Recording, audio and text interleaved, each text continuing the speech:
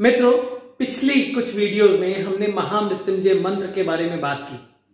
हमने बात की सबलिमिनल मैसेजेस के बारे में। हमने बात की महामृत्युंजय मंत्र को योग निद्रा के साथ जोड़ा कैसे जाता है, योगी कैसे खुद को ट्रांसफॉर्म करते हैं महामृत्युंजय मंत्र के द्वारा। और उसके साथ में हमने बात की अवचेतन अवस्था की, और उसके साथ हमने एक और सूत्र की बात की थी, वो है जब संपूर्ण संसार सो जाता है तो योगी जागता है।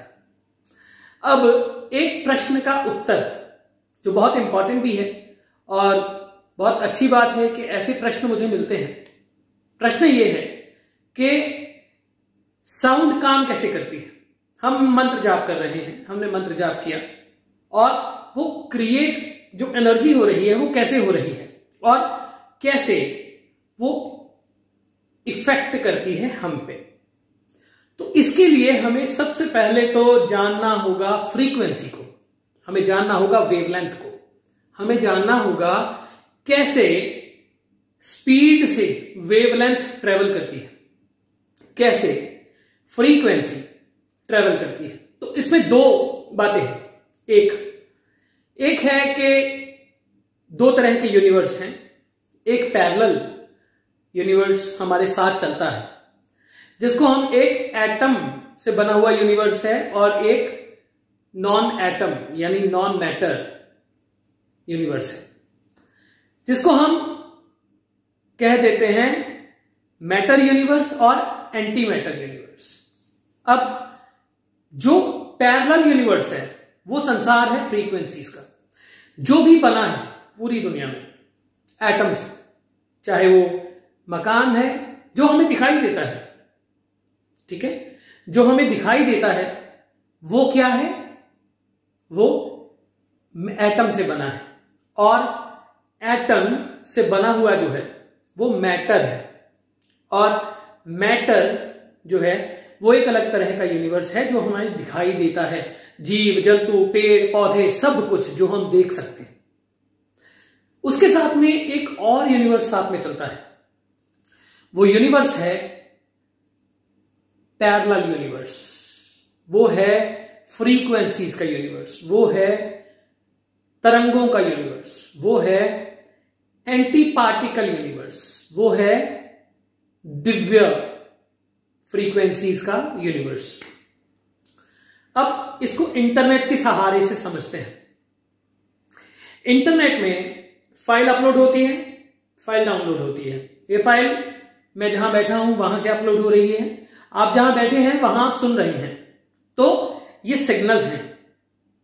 रेडियो कैसे काम करता है, फ्रीक्वेंसी कैसे काम करती है, वेवलेंथ भी ऐसे ही काम करती है।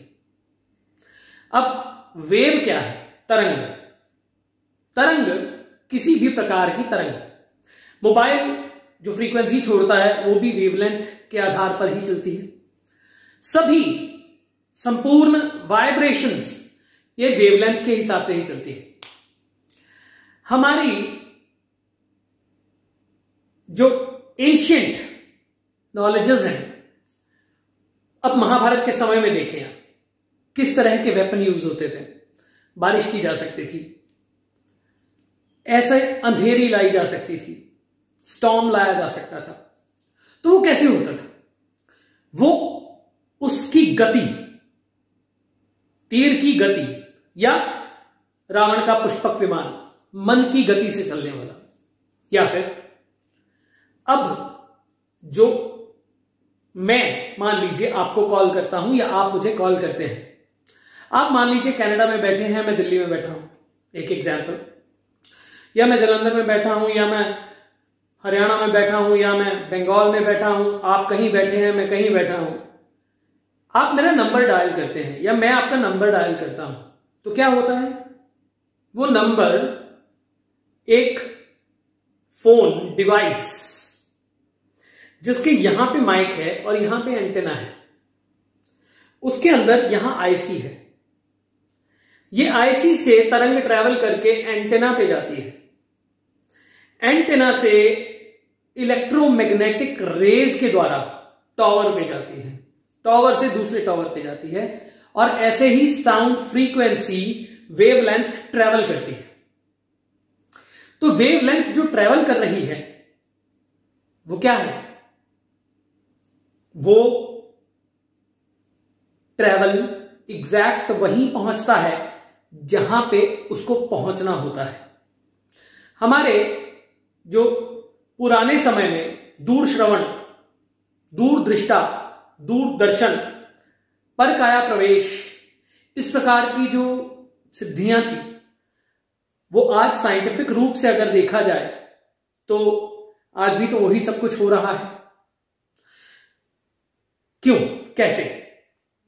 एक weapon, sound is a weapon, sound जो है वो वेपन है। कैसे? वेव जो है वो ट्रेवल करती है एग्जैक्टली वहां पे जहां पे उसको ट्रेवल करना होता है। ये तो मैन मेड फ्रीक्वेंसी है। हमारी अर्थ, ये भी सारी अर्थ है ना, हमारी भूमि ही तो है। ऐसे ही जमीन है और आसमान है, उसमें अलग अलग स्फेयर्स हैं। अब जैसा एटमॉस्फेयर आपके बाहर है वैसा ही एटमॉस्फेयर आपके अंदर भी है।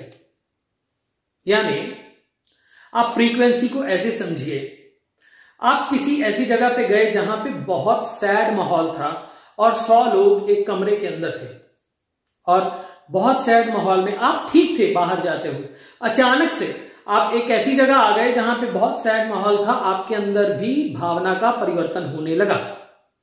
वो कैसे हुआ? वो ही वेवलेंथ है, वही फ्रीक्वेंसी है। हमारा ब्रेन एंटेना है, ये फ्रीक्वेंसीज छोड़ता है और फ्रीक्वेंसीज लेता है।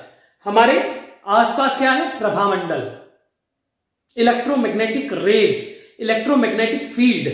हम फ्रीक्वेंसीज छोड़ते हैं और फ्रीक्वेंसीज लेते हैं। जिस तरह से फोन फ्रीक्वेंसीज छोड़ता है और फ्रीक्वेंसीज लेता है, ये हमारा एंटेना है।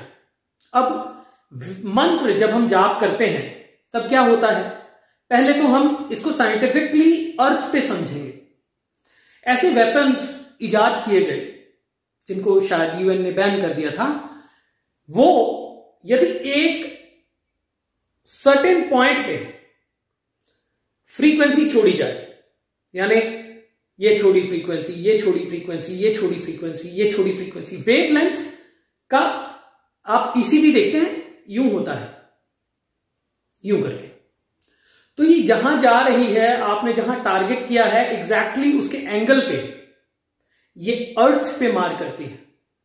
जब ये अर्थ पे मार करती है तो क्या होता है?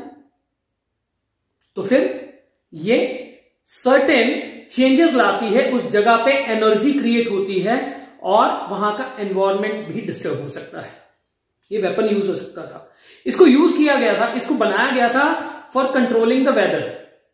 हमारी अर्थ में आयनोस्फीयर है जहां पे सभी मोबाइल्स या फ्रीक्वेंसीज को डायरेक्ट किया जा सकता है, ऐसे माने आप।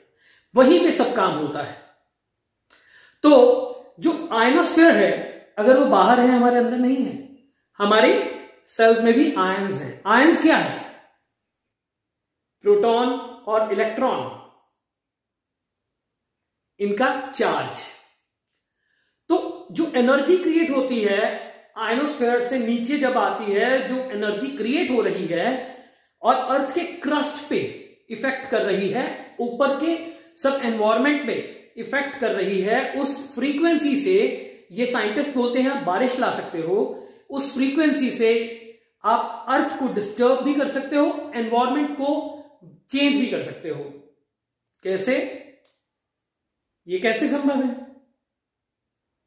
कैसे संभव है? तो ये संभव है फ्रीक्वेंसी की एनर्जी के द्वारा, साउंड की एनर्जी के द्वारा। ये संभव है वेवलेंथ की एनर्जी के द्वारा। ये संभव है उस सर्टेन फ्रीक्वेंसी पे कॉन्टिन्यूअसली अगर यूज किया जाए, उस कॉन्टिन्यूअसली उस फ्रीक्वेंसी को एक सर्टेन पॉइंट पे, तो वेवलेंथ यूं करके जब गिरती है तो प्रभाव उत्पन्न करती है। जो महाभारत में अग्निबाण, वर्षाबाण, आपको खांडव वन की स्टोरी याद है? खांडव वन में जब इनको इंद्रप्रस्थ मिला, ये जो अपने पांडव थे, इनको जब इंद्रप्रस्थ मिला तो इनको एक जगह मिली जहां पे वन था, वो बहुत गहरा वन था। उसको खांडव वन कहते थे, अब भी कहते हैं। तो खांडव वन बहुत गहरा वन था, और जब अर्जुन ने देखा कि ये तो महीनों लग के साफ नहीं हो सकता, तो उन्होंने एक शक्ति का प्रयोग किया। अब उसमें भी क्लैश था। वहां पे एक आइडेंटिटी रहती थी, तक्षक, और वहां पे वो बहुत शक्तिशाली थे, सांपों के राजा तक्षक। जब भी वहां पे अग्नि का कार्य होता तो फिर क्या होता, जब भी अग्नि लगने लगती या कुछ ऐसा होता जो मैंने सुना है, तो वो बारिश करवा देते और अग्नि शांत हो जाती।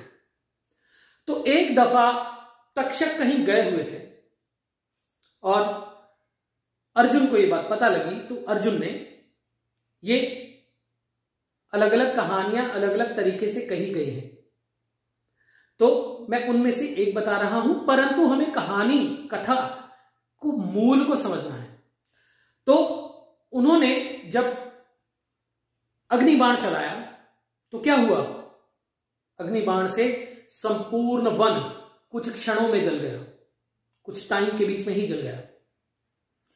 अब वो जो अग्निबाण था, वो उसकी भी तो फ्रीक्वेंसी रही होगी ना, वो वेवलेंथ ही तो होगी, उस प्रकार की वेवलेंथ होगी, इतना तेज होगा वो कि अग्नि क्रिएट हुई होगी। ऐसे ही जो महाभारत में समय के हिसाब से प्रयोग हुए अस्त्र, अश्वत्थामा ने ब्रह्मास्त्र यूज किया, अर्जुन ने ब्रह्मास्त्र यूज किया और कृष्ण ने उन्हें रोका। ये अलग कथा है, इसके बारे में फिर बात करेंगे, परंतु फ्रीक्वेंसी की बात कर रहा हूं मैं।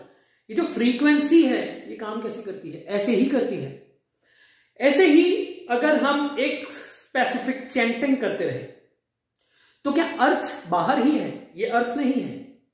हम जब कॉन्टिन्यूअसली एक चैंटिंग करते हैं, ओम हौम जूम सह, ओम हौम जूम सह, ओम हौम जूम सह, ओम हौम जूम सह, ओम हौम जूम सह, जब एक लय में एक रिदम में हम वो फ्रीक्वेंसी क्रिएट करते हैं अपने अंदर, तो क्या हमारे क्रस्ट पे वो प्रभाव नहीं डालेगी, हमारी अर्थ पे वो प्रभाव नहीं डालेगी? क्या कंपन हमारे बीच में नहीं होगी? क्या वही वेवलेंथ हमारे अंदर से नहीं निकलेगी? निकलेगी। इसको और डिटेल्ड एक्सप्लेनेशन हम करेंगे। इसके बीच में दो बातें, मैं साइंस के ही मैं I am not engineering student, परंतु जो मुझे पता है मैं वही आपसे डिस्कस कर रहा हूं। अब उसको डेफिनेशन नहीं बता पाऊंगा मैं एग्जैक्टली, बट मैं सिर्फ ये कहूंगा, ये इलेक्ट्रॉन, ये प्रोटॉन, जब ये एक दूसरे के साथ कनेक्ट करते हैं तो एक चार्ज उत्पन्न होता है। सपोज एक प्रोटॉन्स ज्यादा हो गए या इलेक्ट्रॉन्स ज्यादा हो गए तो अलग अलग तरह का चार्ज होता है। एक एनायंस होता है, एक कैटायंस होता है। तो एक पॉजिटिव चार्ज है, एक नेगेटिव चार्ज है। इसी तरह से हमारे अंदर भी सेल्स जो है उनके 3 भाग हैं, प्रोटॉन, इलेक्ट्रॉन और न्यूट्रॉन। तो हमारे अंदर किस प्रकार का चार्ज उत्पन्न हो रहा है, उसी प्रकार की फ्रीक्वेंसी हमारे अंदर से जाएगी। यानी अगर अर्थ पे अगर आयनोस्फेयर को फ्रीक्वेंसी के लिए यूज किया जाता है तो आपके आयन्स क्या आपके अंदर क्रिएट नहीं करते होंगे? कार्बन डाइऑक्साइड बाहर भी है, आपके अंदर भी है, ऑक्सीजन बाहर भी है, आपके अंदर भी है, एटम्स बाहर, एटम से ही ये संसार बना है, आप भी बने हैं, अर्थ आपके अंदर भी है, वायु आपके अंदर भी है, अग्नि आपके अंदर भी है, जल आपके अंदर भी है। तो वो आयनोस्फेयर हमारे अंदर नहीं है क्या? वो समुद्र जैसी गहराई जहां पे जाने कितने राज छुपे हैं, मैं पहले भी बात कर चुका हूं, हमारी अनकॉन्शियस स्टेट, वो तल समुद्र का, जिसमें से जाने कितनी सीपियां निकलती हैं और जाने खुद में क्या क्या समेटे हुए है वो हमारी अवचेतन अवस्था और वही हमारे सारे एक्शंस, फ्लाइट्स, ये वो, ऑल दैट। तो साउंड को एक वेपन की तरह भी यूज करने की प्लानिंग की गई थी, की जा चुकी है और होती रहेगी, वो एक अलग चैप्टर है।